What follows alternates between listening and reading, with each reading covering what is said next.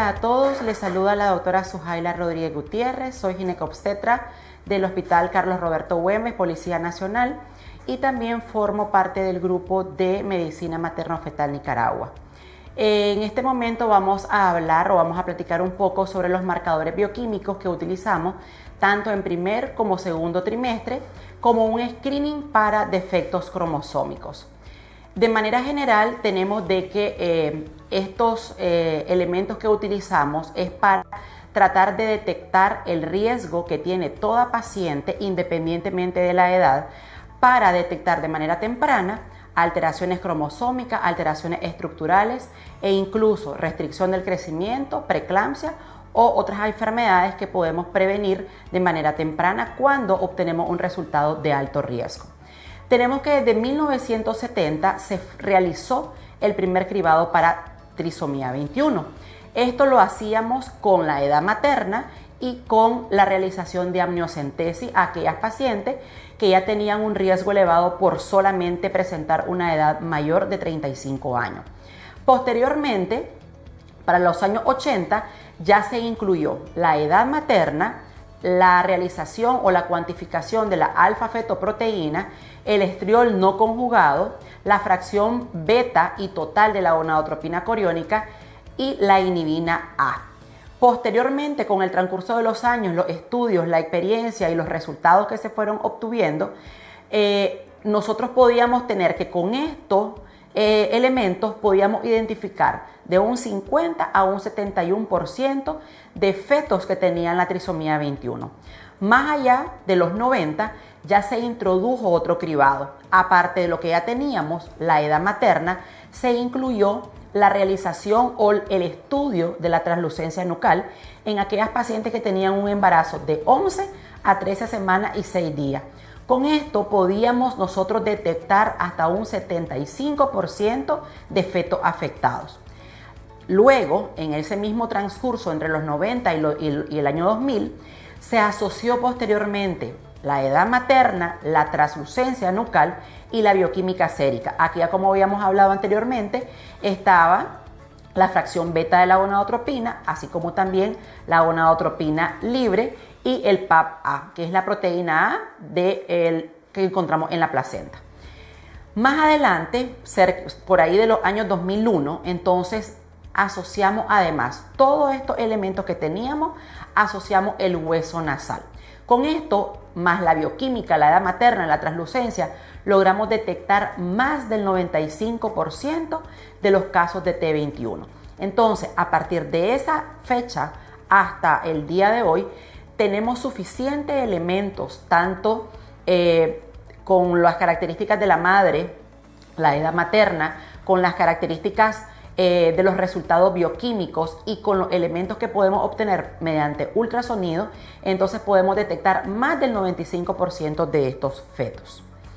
Tenemos que el tamizaje del primer trimestre, cuando es combinado, ya sea el bioquímico, tenemos los elementos bioquímicos más la medición ecográfica, va a constituir el método de cribado más efectivo en la detección del síndrome de Down.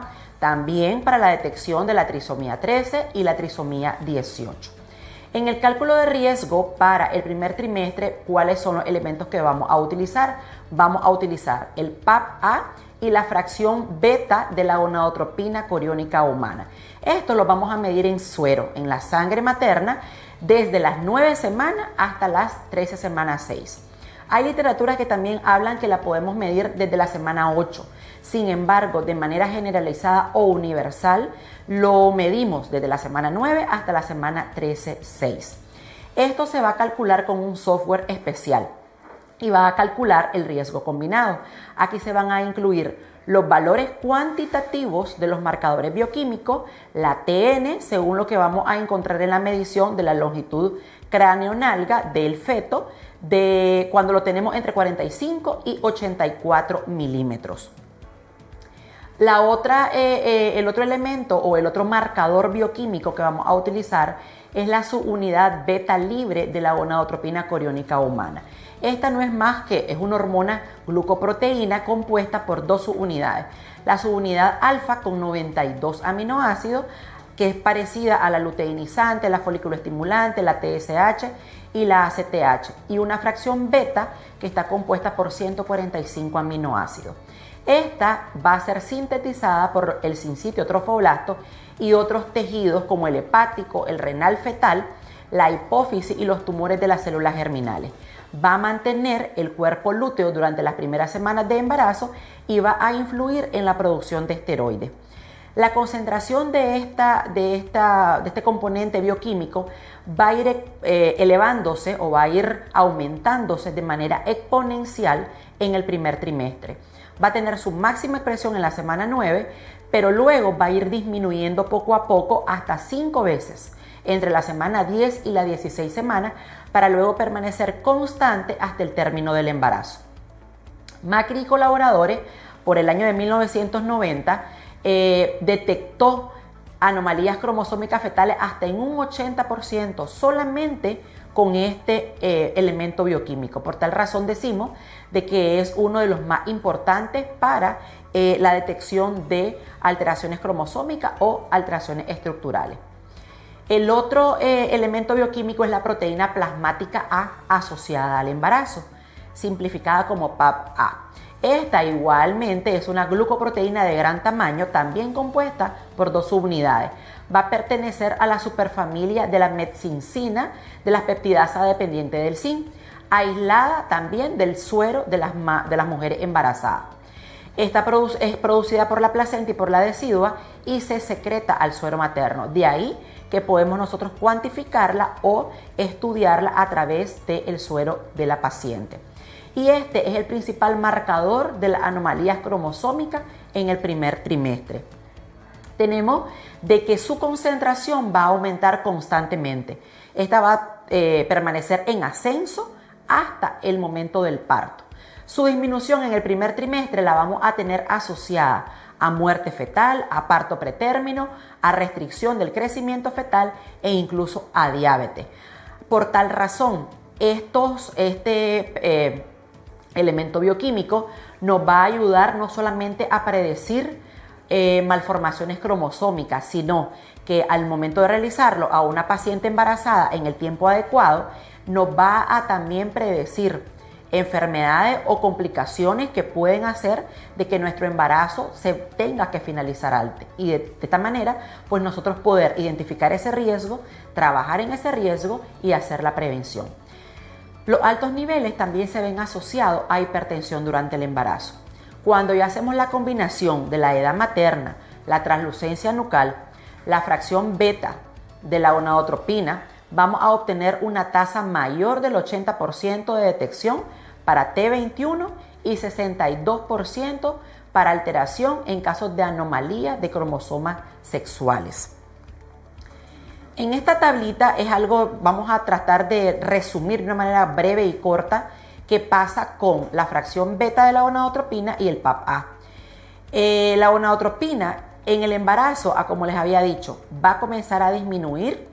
En cambio, de un embarazo normal. En cambio, en la T21, esta va a tener un ascenso, va a ir en un aumento progresivo. En cambio, el PAP-A, vemos que lo normal sería de que este vaya aumentando durante todo el embarazo hasta el parto, pero si tenemos una complicación, entonces vamos a ver que esta viene disminuyendo. Entonces, al tener un cambio del patrón normal de cualquiera de las dos, entonces ya nosotros podemos establecer el riesgo que tiene esta paciente. También tenemos otros marcadores que los podemos utilizar en el segundo trimestre. Esto lo vamos a utilizar ya en un embarazo mayor de 14 semanas, que vamos a combinar tanto las semanas de embarazo y vamos a determinar y evaluar y corroborar el riesgo de las anomalías fetales e incluso los defectos del tubo neural. Estos marcadores son medidos siempre en suero materno, las vamos a medir entre la semana 14 y la semana 22 y van a ser la fracción beta de la gonadotropina, la alfa-fetoproteína y el estriol no conjugado. Igualmente se va a utilizar un software, este lo va a calcular y va a combinar el riesgo, donde vamos a utilizar los marcadores bioquímicos, los valores cuantitativos de estos y los marcadores ecográficos. Aquí vamos a incluir el diámetro biparietal, la circunferencia cefálica y la longitud del fémur. Vamos a hablar un poco de la alfa-fetoproteína. Esta es una proteína que es la más abundante en el feto. Se va a sintetizar tanto en el hígado fetal como en el saco vitelino. Su producción máxima va a estar entre la semana 13 y 14, que va a ser más o menos a nivel de sangre fetal, la vamos a tener entre 2 y 3 gramos por litro. Va a ser secretada a líquido amniótico, va a atravesar la placenta y la vamos a poder medir en la sangre materna. Más o menos el 1% de la sangre fetal va a contener esta alfa-fetoproteína. Su concentración se aumenta en la sangre materna. ¿En qué casos? En casos de defectos del tubo neural, onfalocele, gastrosquisis, en la presencia de banda amniótica, en los casos de desprendimiento de placenta normoinserta, hemorragia fetomaterna, procedimientos invasivos como la amniocentesis, la cordocentesis o la biopsia de vellosidades coriales. En otras condiciones también se puede aumentar, como el carcinoma hepatocelular de la madre, y vamos a ver también el riesgo de muerte fetal. Esto no nos puede predecir. Los valores bajos en la sangre materna se van a asociar a la presencia de alteraciones cromosómicas fetales, así como el caso del síndrome de Williams. El estriol no conjugado es otro de los marcadores bioquímicos que vamos a utilizar en el segundo trimestre y es un estrógeno que se sintetiza por la placenta a partir de la 16-dihidrohidroxiandosterona de origen fetal. El 90% va a pasar a la circulación materna, se va a detectar desde la semana 9 y va a ir aumentando también de manera progresiva al término del embarazo. Su reducción se va a ver asociada a una deficiencia de la sulfatasa placentaria, anencefalia, enfermedad hipertensiva del embarazo, restricción del crecimiento fetal, síndrome de Down y muerte fetal. Tenemos que investigar anomalías cromosómicas ante su reducción tanto en segundo como en tercer trimestre, de tal manera que, como les decía anteriormente, estas marcadores no solamente va a ser para anomalías estructurales, sino que también enfermedades que nos pueden complicar el embarazo en cualquier momento de las semanas de gestación en la que nos encontremos. Otro de los marcadores es la inhibina A. Esta es una glucoproteína que pertenece al grupo de los factores transformadores del crecimiento tipo beta. En el embarazo va a ser producida por el cuerpo lúteo, por el trofoblasto y por las membranas fetales. En el segundo trimestre no es producida por la placenta, sino que en escasas cantidades va a estar producida por las membranas y por los tejidos fetales. Va a actuar de manera local sin pasar a la circulación materna, por lo tanto, no es tan útil en el diagnóstico prenatal. Su máxima concentración va a ser en el primer trimestre, más o menos entre la semana 8 y 10 y ya al finalizar el embarazo entre la semana 36 y 37. Este va a ser un marcador útil en el segundo trimestre para detectar un síndrome de Down. Los valores aumentados en el segundo trimestre se va a asociar también a restricción del crecimiento, a enfermedad hipertensiva del embarazo, a enfermedad trofoblástica gestacional y nos va a ayudar y va a ser de mucha utilidad para darle el seguimiento post-evacuación al embarazo molar.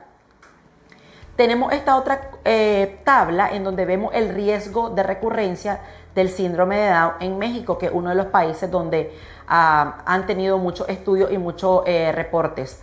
Entonces tenemos, como lo conocemos, que a medida que avanza la edad gestacional, pues obviamente vamos a tener un mayor riesgo de ocurrencia. Sin embargo, a pesar de tener el concepto que a mayor edad gestacional por sí solo y luego agregar translucencia nucal, hueso nasal, lo vamos a ver más reflejado en pacientes mayores de 35 años, no hay que quitarlo de nuestra vista o de nuestra curiosidad o estudio en todas aquellas pacientes incluso de 15 años a 35 años, porque también tenemos un riesgo que, si bien es cierto es menor, hay casos reportados.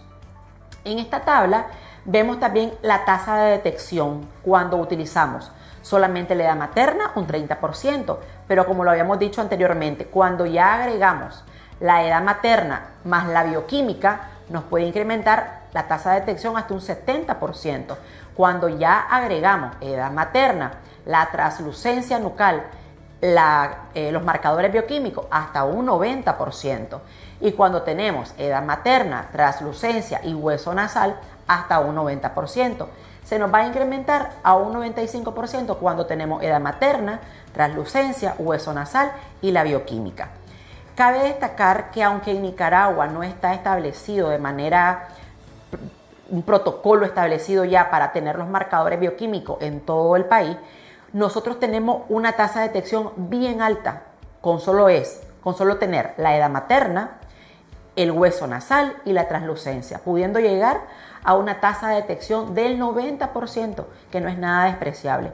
Entonces nosotros nos podemos hacer valer de todos estos elementos que tenemos a mano para que nosotros también podamos detectar de una manera temprana y poder incidir en esta paciente y poder ver resultados de una mejor manera al finalizar el embarazo. Tenemos también los tipos de tamiz prenatal que actualmente están disponibles en todo el mundo, que ofrecen los tamizajes para ver qué tipo de marcador bioquímico podemos utilizar y cómo lo podemos ir nosotros agregando junto al hueso nasal, la translucencia nucal y obviamente pues también a la edad materna. Son los diferentes tipos de tamiz que tenemos a disposición. Eso sería todo. Muchas gracias.